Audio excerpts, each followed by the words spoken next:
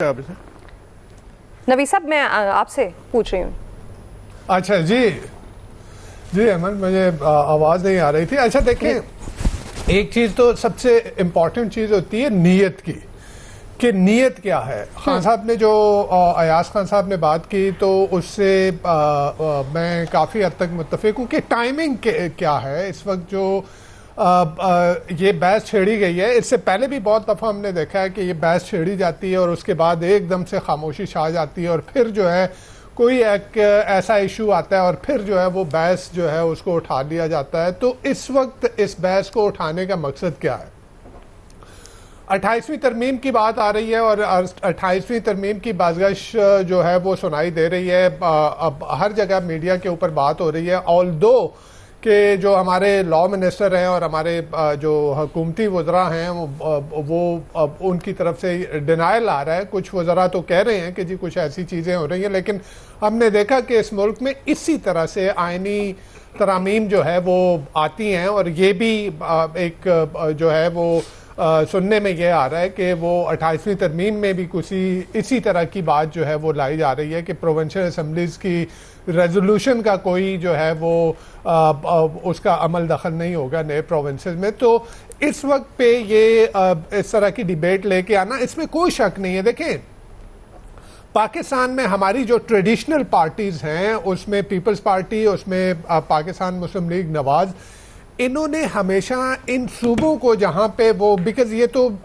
Primarily جو ہے وہ ایک ریجنل پارٹیز ہیں, صوبائی سطح کی پارٹیز ہیں, وہ فیڈرل لیول تک اس طرح سے وہ نہیں ہے. ٹھیک ہے 2-4 سیٹیں اگر جیت لینا دیٹ از اندر تھنگ, لیکن پرائمریلی وہ اپنے اسٹرانگ ہولڈ کو دیکھتی ہیں. یعنی پی ایم ایل این جو ہے وہ پنجاب کو دیکھے گی, پیپلز پارٹی جو ہے وہ سندھ کو دیکھے گی.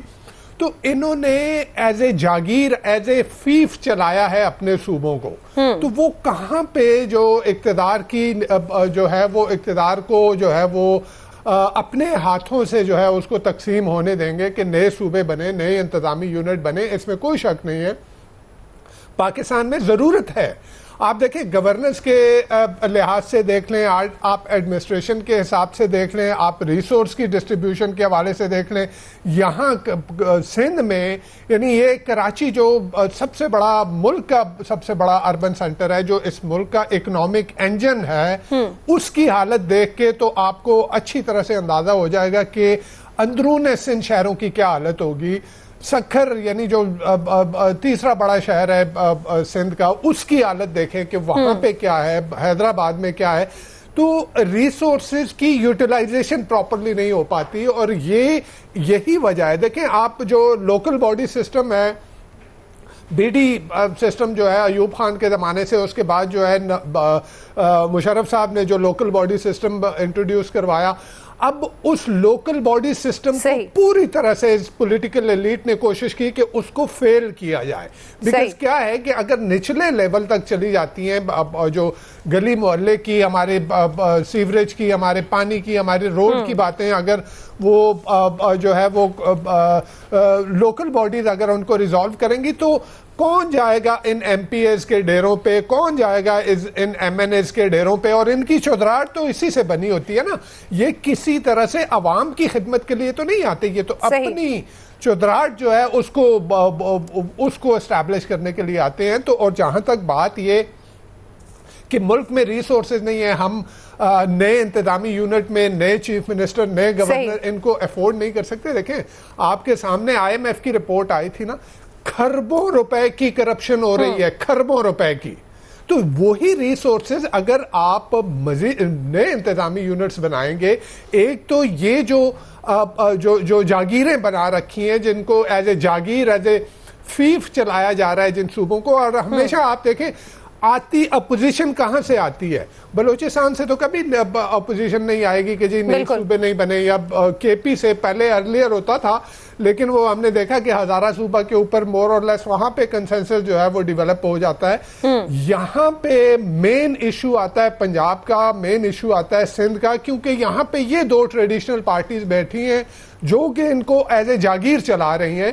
اور جب بھی بات آتی ہے تو وہ پھر ملک کی سالمیت کی بات. دیکھیں عجیب بات یہ ہے نا کہ ہم انتظامی یونٹس کی بات کرتے ہیں, کہ جی آپ کی گورننس بہتر ہو, آپ کی ایڈمنسٹریشن بہتر ہو, آپ کی ریسورس یوٹیلائزیشن بہتر ہو, اس کے لیے مزید انتظامی یونٹس. اور ان کا نیریٹو کیا بنتا ہے جی, ایز ایف کہ جی وہ فیڈریشن کے اوپر سوال اٹھائے جاتے ہیں کہ جی ملک کی سالمیت کیوں, یعنی اس کا ریزن کیا ہے.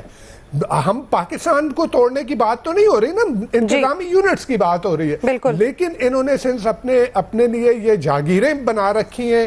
یہاں پہ وہ نہیں چاہتے کہ جی اقتدار کو جو ہے اس کو مزید ڈیوالو کیا جائے, نئے انتظامی یونٹس پہ لے کے آیا جائے, یا پھر ایون لوکل باڈی سسٹم. میں تو یہ بھی کہوں گا کہ دیکھیں, اگر آپ صوبوں کے اوپر نہیں جاتے نا, آپ اگر اس لوکل باڈی سسٹم کو اسٹرینتھن کریں, اس کو امپاور کریں, پولیٹیکلی امپاور کریں, ایڈمنسٹریٹولی امپاور کریں, فائنینشلی امپاور کریں, تو میرے خیال میں بہت سارے مسائل حل ہو جاتے ہیں.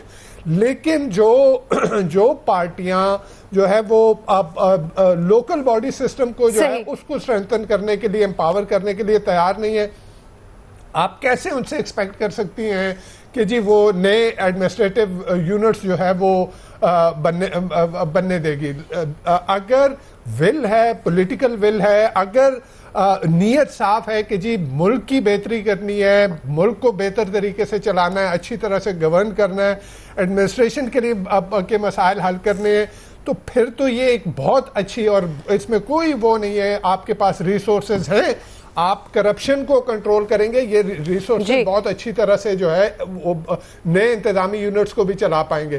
لیکن امپورٹنٹ چیز وہی ہے کہ ول کیا ہے اور نیت کیا ہے. بالکل ایسے, اور اسی ول اور نیت کو ہی تو بہتر کرنے کی ضرورت ہے نوید صاحب, کیونکہ ریاست ہوگی تو سیاست کر سکیں گے, اور ریاست کو مضبوط کرنا ہی اس عوام کی بہتری کو سوچنے کے بعد ہی یہ ممکن ہو سکے گا. اس پر مزید بھی بات کریں گے بریک کے